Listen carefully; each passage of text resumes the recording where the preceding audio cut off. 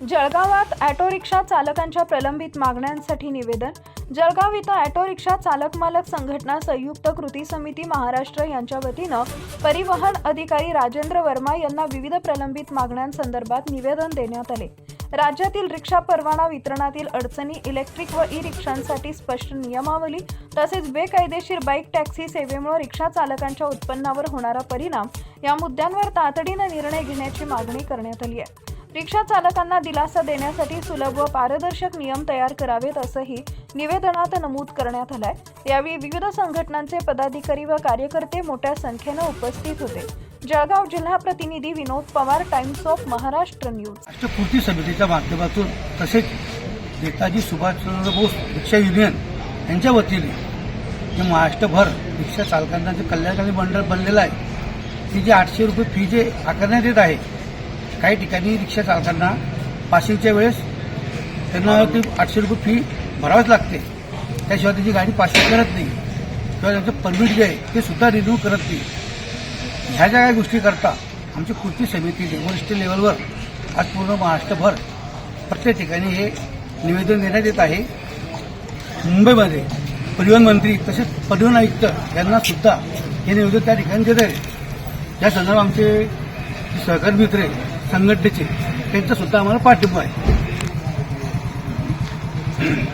आज आम्ही जळगाव ऑटो ऑफिसमध्ये आलेले आहे निवेदन देण्यासाठी।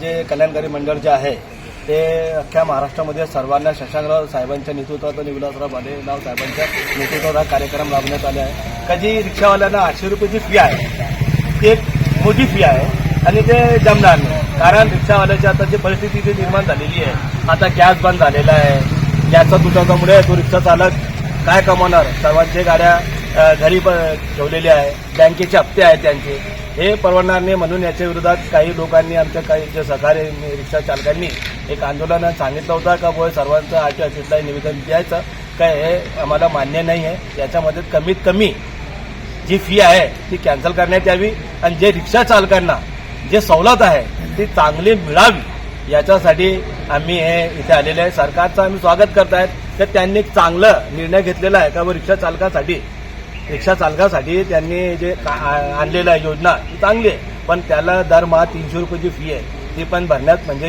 एवढं योग्य नाही आहे। आणि दुसरी गोष्ट 800 रुपये फी जास्त असल्यामुळे आमची फक्त युनियनच्या मार्फत एकच नंबर विनंती आहे की ती फी कमीत कमी करण्यात यावी किंवा ती रद्द करण्यात यावी, हेच आम्ही बोलू शकता। जय हिंद, जय महाराष्ट्र। हमारे इस निवेदन को पाठिंबा जाहिर करता हूँ और मैं इनके साथ हूँ। आज जळगाव जिल्हा कृती समितीने जे निवेदन दिलेलं आहे ते माननीय आरटीओ साहेबांनी मान्य करून वरिष्ठ पातळीवर पाठवण्याची करणार आहे आणि आम्हाला पूर्ण न्याय देऊ असं त्यांनी आम्हाला आश्वासन दिलेलं आहे। श्रमजीवी कामगार ऑटो रिक्षा फेडरेशनचा त्याला पाठिंबा आहे। ई बाईक जे परमिट रद्द केलेले आहेत ते चांगली गोष्ट आहे, परंतु ही बाईक ज्या गाड्या चालत आहे ते विना परवानगीने चालत आहे त्यांच्यावर सुद्धा रिक्षा टॅक्सी रिक्षाप्रमाणेच नियमन लावण्यात यावं अशी सुद्धा आम्ही त्याच्यात मागणी केलेली आहे।